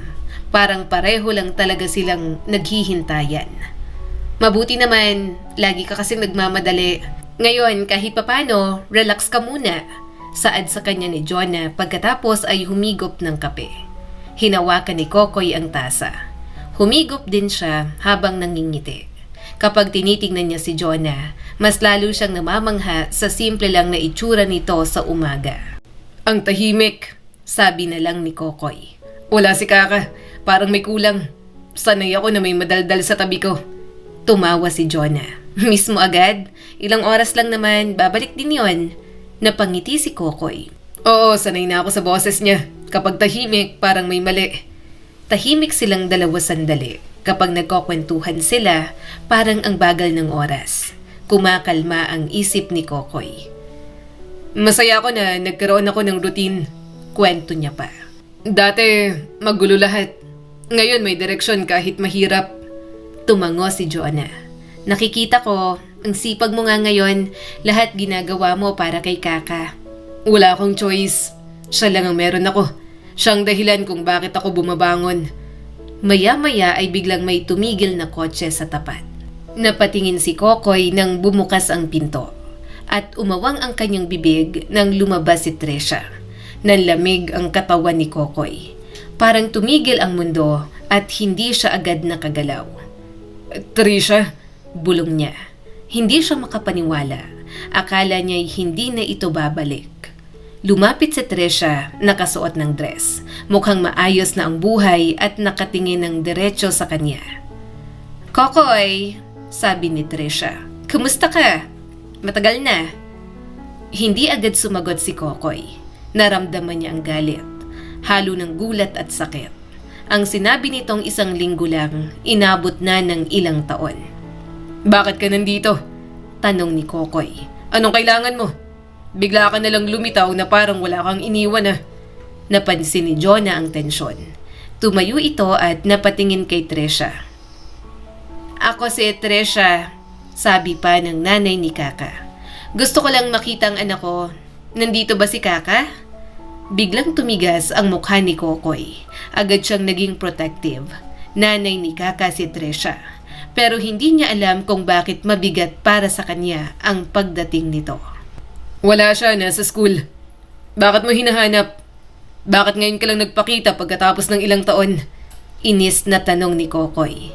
Huminga si Tresha ng malalim. "Alam ko, mali ako, pero gusto ko siyang makita. Miss ko na siya." Napatawa si Kokoy ng mapait. "Miss mo? 7 taon kang nawala.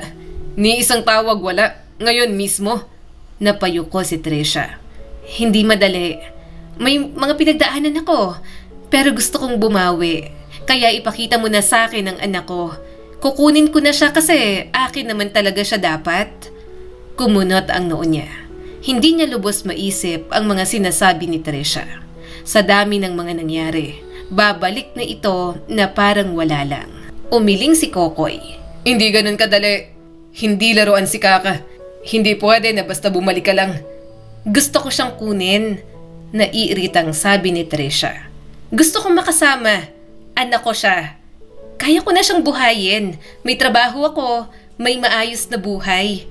Napailing si Kokoy at naramdaman niya ang init ng ulo. "Ako ang nagpalaki. Ako ang nag-alaga sa loob ng 7 taon na nawala ka. Iniwan mo ang anak mo sa akin na parang isang kuting lang. Nasaan ka nun? Ngayon kukunin mo." Napakunot noo si Tresha.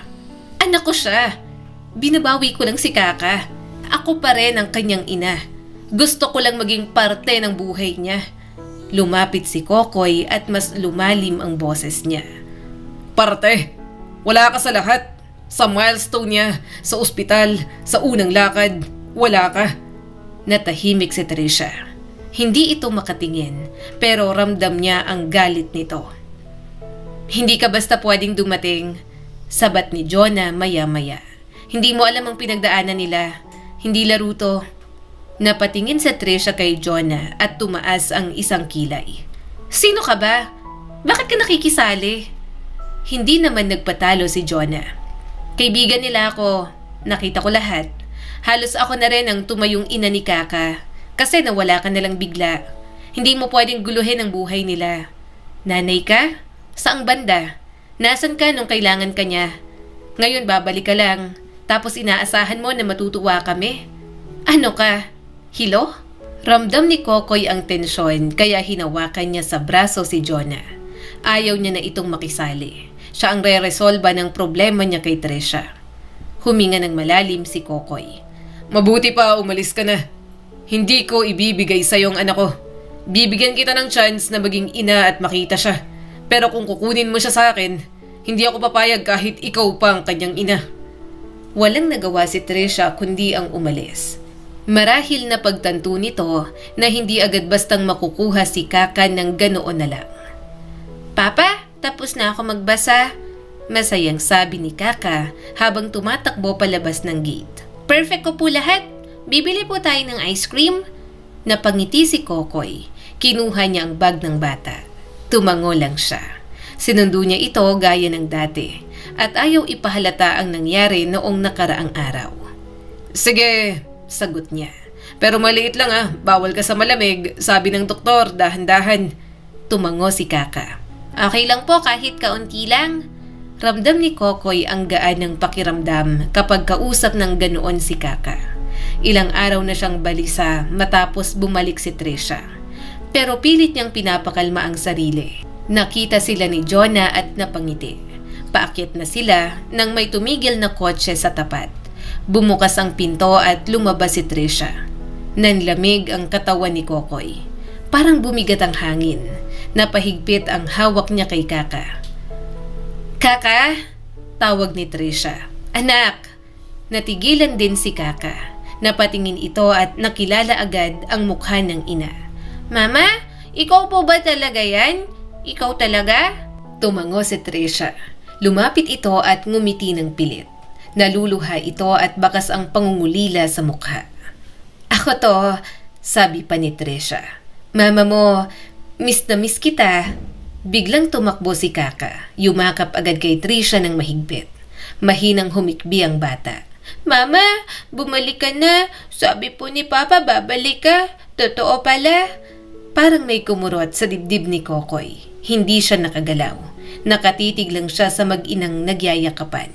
Hinaplos ni Trisha ang buhok ni Kaka habang patuloy na lumuluha. Ang laki mo na, sabi ni Trisha at pinagmamasdan ng mabuti ang bata. Ang ganda mo, miss na miss ka na ni Mama. Ngumiti si Kaka. Miss na din po kita, Mama. Nasaan ka? Bakit ngayon ka lang? Napalunok si Trisha at mahinang tumawa. May trabaho si Mama, anak, pero kukunin na kita. Sasama ka na sa akin? Napakunot noo si Kaka. Biglang naguluhan. Napaatras ito at napatingin sa kanya. Humawak pabalik si Kaka sa kamay ni Kokoy. Sasama? Tanong pa ni Kaka. Paano po si Papa? Kasama siya? Umiling si Trisha at hinawakan ang isang kamay ng anak. Hindi. Ako nang mag-aalaga sa'yo. Uuwi ka sa akin. Mas magiging magandang buhay mo sa akin. Parang tumigil ang mundo ni Kokoy. Sa pagkakataon na yon, hinilan niya na si Kaka. Hindi siya papayag na kunin na lamang ni Trisha ang bata. Sandali, hindi ganun kadali. Hindi bastang kukunin mo siya. Napatingin si Trisha sa kanya at tumigas ang mukha nito. Anak ko siya. Karapatan ko na kunin siya. Nasa poder ko dapat siya at wala kang magagawa. Napaatras si Kaka at tumago sa kanyang likod. Naramdaman siguro nito ang tensyon. Humigpit ang hawak kay Kokoy kaya hindi niya talaga binitawan. Papa, bulong ng bata. Susama ba ako? Iiwan ba kita? Umiling si Kokoy. Hindi kita iiwan. Nandito lang ako. Lumapit si Trisha. Pilit hinahawakan si Kaka. Halika na, Kaka. Uuwi na tayo. Ako dapat ang kasama mo at hindi siya. Niyakap siya ni Kaka na naluluha na. Ayoko. Gusto ko si Papa. Love po kita, Mama, pero bakit mo po inaaway si Papa? Inagaw na lang bigla ni Trisha ang bata.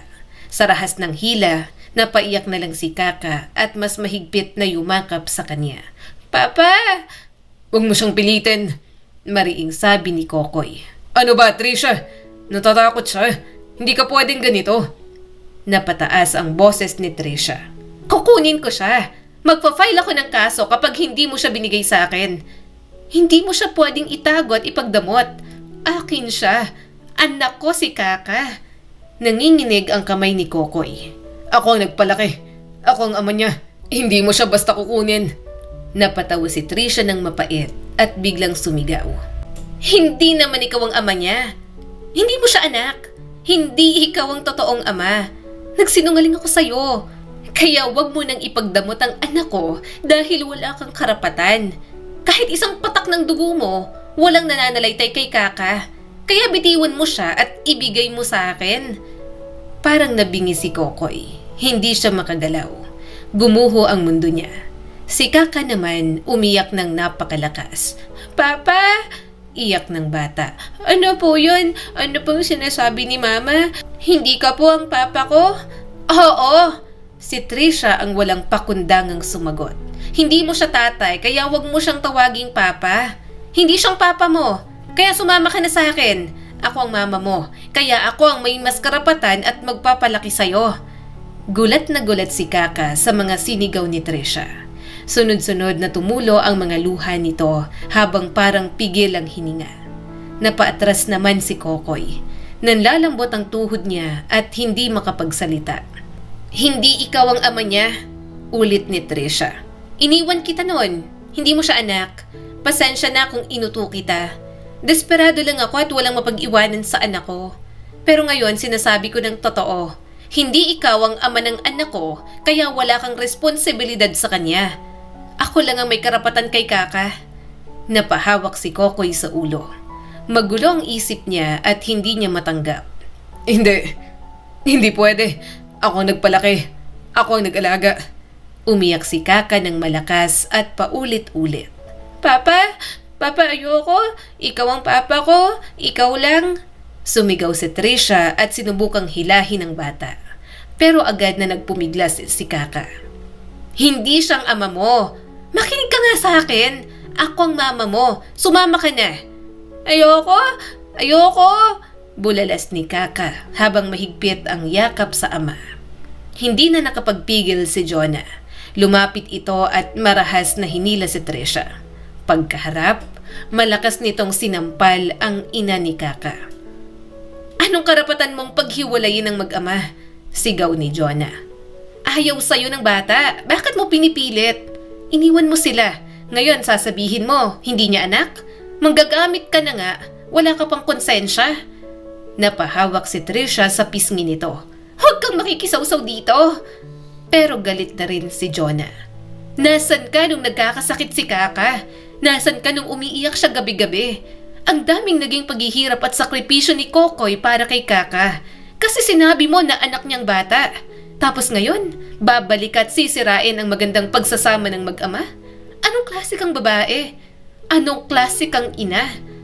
Sumigaw na rin si Trisha. Hindi mo alam ang pinagdaanan ko. Napailing si Jonah. Hindi excuse yon. Hindi mo pwedeng sirain ang buhay nila. Kung ayaw sa'yo ng bata, manahimik ka. Hindi yung pipilitin mo. Niluwal mo pero hindi ka naging ina. Inabandon na mo ang anak mo. Nagpatuloy sa pag-aaway ang dalawa. Halos magsabunutan na nga. Kaya napatayo na si Kokoy at pumagitna sa mga ito. Samantala, umiiyak pa rin si Kaka. Maya-maya'y bigla itong napahawak sa dibdib habang humihingal. Papa! Usal ng bata na nakapagpatigil sa lahat. Masakit? Hirap huminga? Nanlamig si Kokoy. Anak! Ano? Kaka! Napatingin si Jonah at agad ding lumapit. Kaka! Binuhat ni Kokoy ang bata na nanginginig at hindi makahinga ng maayos. Anak, huminga ka. Sabayan mo si Papa. Nandito lang ako. Tumakbo na si Kokoy palabas. Sumunod naman agad si Jonah na nagtawag na ng tricycle. Nagmamadali sila at parehong natataranta. Sumunod si Trisha na gulat na gulat. Anong nangyayari sa anak ko? Akin ang anak ko. Ako nang bahala kay Kaka. Tinulak ito ni Jonah. May sakit sa puso si Kaka. Bawal siya sa stress. Bawal ang sobrang emosyon sa kanya. Dahil sa ginawa mo na bigla siya. Delikado ang buhay niya. Nanlaki ang mga mata ni Trisha at sunod-sunod na tumulo ang mga luha. Parang hindi na rin alam kung ano ang gagawin. Sumakay na sila ng tricycle. Mahigpit ang hawak ni Kokoy sa bata. Nanginginig siya sa sobrang pag-aalala. Huwag kang matulog, bulong niya rito habang tinutulungan ito sa paghinga. Kaka tumingin ka sa akin. Humihingal si Kaka at nanghihina. Papa, I love you. Ikaw lang po ang papa ko. Napaluha si Kokoy. Mahal din kita, anak. Kapit lang. Anak kita. Hindi ka pwedeng mawala, ha? Laban ng anak. Kaka, ilang taon na tayong lumalaban sa sakit mo. Strong girl ka, di ba? Alam kong kaya mo yan. Nang makarating sa ospital, agad na tiningnan ng mga ito si Kaka. Naiwan si Kokoy na iyak ng iyak habang yakap ni Jonah. Pinipilit nitong pakalmahin siya.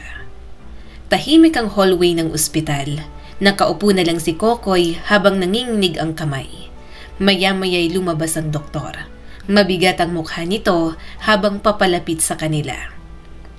Sir, kailangan natin mag-usap, sabi ng doktor. Mahinang-mahina ng puso ng bata. Hindi na sapat ang gamot. Nanlamig si Kokoy. Hindi siya agad nakasagot. Parang may humigpit sa dibdib niya. Anong ibig sabihin? Tanong ni Kokoy. May gagawin pa ba? May paraan pa ba? Huminga ng malalim ang doktor. May option na operasyon pero kailangan ng donor at matagal ang hintayan. Alam niyo naman yan. Lumapit si Trisha. Gaano katagal? Kaya ba niyang maghintay? Maghahanap ako ng paraan para makahanap siya ng donor. Please, iligtas niyo ang anak ko. Hindi ko pa siya nakakasama ng matagal. Umiling ang doktor. Sa kondisyon niya, baka ilang araw na lang. Nanghihina na siya. Himala na lang na nagising pa siya sa kabila ng naging reaksyon ng katawan niya. Napahawak si Kokoy sa upuan. Parang gumuho ang mundo niya. Hindi niya matanggap na mawawala na lang ng ganoon si Kaka. Ang tagal nilang lumaban. Marami siyang isinakripisyo para rito. Ilang araw? Bulog niya. Hindi pwede. Hindi pwede. Napayuko si Trisha habang naiiyak. Dok, wala na ba talaga? Kahit ano. Gagawin namin lahat para kahit paano mapatagal pang buhay niya. Sagot ng doktor. Pero kailangan yung ihanda ang sarili niyo. Hindi na kaya mismo ng katawan niya, kaya madali na ring bumigay. Mukha siyang malakas ngayon pero sa loob, unti-unti nang humihinto ang lahat. Niyakap siya ni Jonah. Kahit ito, naluluhan na lang din para kay Kaka. Pwede ko ba siyang makita? Tanong ni Kokoy. Gusto ko siyang kausapin. Tumango ang doktor. Isa lang muna. Mahina na siya at huwag sobrang bigyan ng sobrang emosyon. Hindi pumasok si Trisha. Nanatili lang ito sa labas. Alam naman itong galit si Kaka kaya hindi na nagpumilit. Dahan-dahan, pumasok si Kokoy sa kwarto. Nakita niya si Kaka na nakahiga at maputla. Ngumiti si Kaka nang makita siya. Kahit mahina, palagi pa rin siyang binibigyan ng ngiti. Papa, bulong ng bata. Nandito ka na po. Napaluha si Kokoy. Lumapit siya at hinawakan ang kamay ng anak. Anak, nandito ako. Hindi kita iiwan. Ngumiti si Kaka at inabot ang mukha niya. Huwag ka po umiyak. Pangit ka kapag umiiyak. Mas pogi ka po kapag nakangiti at tumatawa. Napatawa si Kokoy habang tumutulo ang luha. Nanginginig ang mga labi niya habang dinadama ang maliit na kamay ng kanyang anak. Ang kulit mo pa rin, sabi ni Kokoy. Ikaw ang may sakit pero ikaw pa ang nagpapatawa. Mahinang tumawa si Kaka. Kasi ayoko pong malungkot ka. Gusto ko happy lang tayo. Papa, umalis na lang po tayo. Ayoko po dito sa ospital. Bahagyang natigilan si Kokoy. Anak, kailangan ka dito. Ginagamot ka. Umiling si Kaka. Ayoko po mapunta sa iba. Gusto ko ikaw lang. Gusto ko happy lang tayo palagi. Napaluha si Kokoy. Hindi niya alam ang sasabihin. Para bang pati anak niya, ramdam na rin ang nalalabi nitong oras. Gusto ko po sumakay sa rides, nakangiting sabi ni Kaka. Gusto ko po tumakbo sa dagat. Hindi ko pa po nagagawa, Papa. Kasi bawal po, di ba? Bawal pong sobrang mapagod. Pero Papa, gusto ko na pong mapagod. Napahawak si Kokoy sa kamay nito. Hindi niya napigilan ang mga hikbi. Gusto niyang sabihin huwag muna itong mapagod, na lumaban pa para sa kanya. Pero ramdam niya na rin talaga ang paghihina ni Kaka. Papa, dagdag nito. Promise mo, lalabas tayo, mag-e-enjoy tayo? Tumango si Kokoy. Promise, gagawin natin. Ngumiti si Kaka. Yay, adventure tayo. Ikaw at ako lang po ha. Nang makatulog si Kaka, lumabas si Kokoy ng kwarto. Namumula ang mga mata niya dahil sa matagal na pag-iyak. Lumapit si Jonah. Anong sabi niya? Okay ba siya? Huminga si Kokoy ng malalim. Gusto niyang umalis. Gusto niyang mag-enjoy. Ayaw niya rito sa ospital. Napakunot noo si Jonah. Anong ibig mong sabihin? Ilalabas mo siya? Tumango si Kokoy. Oo, ayaw niyang mawala siya dito. Ramdam niya na rin siguro. Yun ang hiling niya kaya gusto ko masaya siya. Napaluha si Trisha at nanginginig na ang mga balikat. Delikado, paano pag may nangyari? Tumingin si Kokoy sa ina ni Kaka. May mangyayari rin dito. Mas gusto ko kasama ko siya. Eto ang gusto niya. Kung anong gusto ni Kaka, gagawin ko na. Ayokong magsisi. Gusto ko siyang mapasaya kahit sa huling sandali. Mas lalong tumindi ang mga iyak ni Trisha at wala nang nasabi. Kinabukasan, nag-ayos na sila. Lumabas ng ospital kahit na nanghihina pa ang bata. Bitbit ni Kokoy si Kaka na nakangiti at halatang pinipilit na magpalakas. Papa, saan tayo? Tanong ng bata. Excited na po ako. Ngumiti si Kokoy. Road trip tayo. Surprise lang. Pahinga ka lang para lahat ng energy mo malabas mo mamaya sa pupuntahan natin. Sumakay sila sa kotse na pinahiram ni Trisha. Nakasunod naman sina Trisha at Jonah sa likod. Napag-usapan nila na hindi magpapakita ang mga ito dahil gusto nga ni Kaka na silang dalawa lang. Pagdating sa amusement park, nanlaki ang mga mata ni Kaka. "Papa, ang daming rides. Pwede ba lahat?" Tumawa si Kokoy. "Isa-isa lang, saka yung pwede lang sa bata." Sumakay sila sa carousel.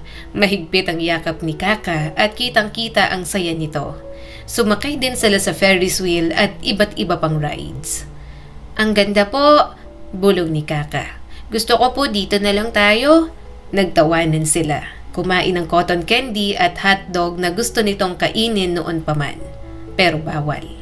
Nang makatikim ito, nanlaki pa ang mga mata at napasayaw sa sarap. Si Kokoy, lihim na lang na naluluha sa sakit habang nakangiti. Kinagabihan, dumiretso sila sa beach resort. Mahangin at tahimik doon. Kinabukasan, maaga silang nagising para abangan ang sunrise. Tumakbo si Kaka sa buhangin at naglaro. "Papa, tubig!" sigaw ni Kaka habang tumatawa. "Gusto ko po maglangoy." Tinulungan ni Kokoy ang anak. Tawa lang sila ng tawa habang lumalangoy. "Ang saya po, Papa," sabi ni Kaka habang nahihirapang huminga. "Ngayon lang po ako naging sobrang saya ng ganito." Napangiti si Kokoy, pero lihim na nag-aalala habang sapo ang dibdib nito. "Gagawin natin ang lahat ng gusto mo." Nang kumalma ang anak niya, umupo sila sa buhangin. Nakatingin lang sila sa alon at papalubog na araw. "Papa," bulong ni Kaka. "May gusto akong sabihin." Napatingin si Kokoy. "Ano yon?" Ngumiti si Kaka sa kanya. "Gusto ko po si Tita Jonna para sa'yo. Mabait siya. Mahal ka niya." Nagulat si Kokoy. "Anak," tumawa si Kaka at halatang kinikilig. "Magpakasal na po kayo. Gumawa po kayo ng maraming baby ha, para hindi ka na po mag-isa." Napaluha si Kokoy sa mga sinabi nito. Niyakap niya na lang ang anak. Mas lalo lang siyang nahihirapan na pakawalan ito. Ngumiti si Kaka. "Gusto ko po masaya ka kahit wala na po ako." Napailing si Kokoy. "Huwag mong sabihin yan. Nandito ka lang." Ngumiti si Kaka. "Promise mo po, magmahal ka po ha. Huwag ka pong matakot." Kinabukasan ng hapon, naglakad sila sa tabing dagat. Magkahawak kamay lang sila at dinadama ang hangin. "Takbuhan po tayo," sabi ni Kaka. "Papa, ikaw po ang taya ha." Tumawa si Kokoy nang tumakbo ang anak. Nakangiti ito pero maya-maya'y biglang natigil. Napahawak sa dibdib at bigla na lang bumagsak. "Kaka!" sigaw ni Kokoy. Tumakbo siya at agad na binuhat ang bata. "Papa!" bulong ni Kaka. "Mahal po kita." Napaiyak agad si Kokoy at sinubukan pa itong buhatin, pero nanghina ang kanyang mga tuhod. "Anak, wag, nandito ako. Kailangan ka pa ni Papa." Tumakbo na rin sina Jonah at Trisha papalapit sa kanila. Parehong umiiyak ang dalawa. Humina ang paghinga ni Kaka. Nakangiti pa rin at unti-unting nawalan ng lakas. "Papa, happy tayo palagi." Maya-maya'y bigla na itong nawala ng malay. Paunti-unti, nangitim na ang mga labi nito at tumigil na ang paghinga. Hindi!" sigaw ni Kokoy at mahigpit itong niyakap. "Kaka, anak, gising!" Yakap niya ang bata habang umiiyak ng malakas. Parang biglang gumuho ang mundo niya. Lumapit si Trisha na umiiyak din at niyakap ang bata. "Anak!" iyak nito. Sorry. Lumapit si Jonah sa kanya at mahigpit siyang niyakap. Kasabay ng paglubog ng araw, nawala na ang unang taong nagturo sa kanya kung paano ang magmahal. Simula ng araw na yon, naging mahirap ang pagkawala ni Kaka. Gayunpaman, naiwan pa rin ang mga alaala nito kay Kokoy. Natuto siyang magmahal dahil dito, kaya alam niyang mananatili yon. "Hi anak, kumusta ka na?" Nakangiting tanong ni Kokoy sa puntod ni Kaka. "Buntis ng Tita Jonna mo. Magkakaanak na kami. Magkakaroon ka na ng kapatid. Sana masaya ka kung nasan ka, anak. Miss na miss ka na namin, Kaka." Nagkatinginan sila ni Jonah at napangiti. Kung tutuusin, si Kaka rin ang nag-ugnay sa kanilang dalawa. Kaya alam ni Kokoy na ang pagmamahalang mayroon sila ni Jonah, malaking bahagi rin si Kaka. at kailanman ay hindi mawawala sa kanilang mga puso. Ang kwentong ito ay nagpapaalala sa atin na ang pagiging magulang ay hindi lang sa dugo, kundi sa pagmamahal at sakripisyong ibinibigay araw-araw. Ipinapakita rin ito na mahalaga ang bawat oras kasama ang mga mahal natin dahil hindi natin alam kung kailan ito mawawala.